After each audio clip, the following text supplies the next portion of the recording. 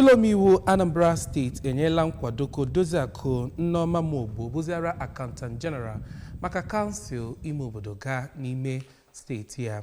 Ya bụ nkwado bụ nke enwetara n'ozi ezigara Ụlọ Omeiwu site n'aka Gọvanọ Chukwuma Soludo nke o ji wee họpụta Muogbo maka ọkwa ahụ. Emmanuel Chibata bụ onye nta aka anyị gara ọgbakọ ahụ wee weta akụkọ n'uju. Na oge ọ na-enye nkọwa nyegere ngalaba House Committee nyochara ya, onye isi oche nke ngalaba kọmitii ahụ Right Honorable Chukwuma Okoye kwuru na ha gara njem nyekwu nyocha ma hụkwa na onye ewetere aha ya bụ onye o kwesịrị ekwesị.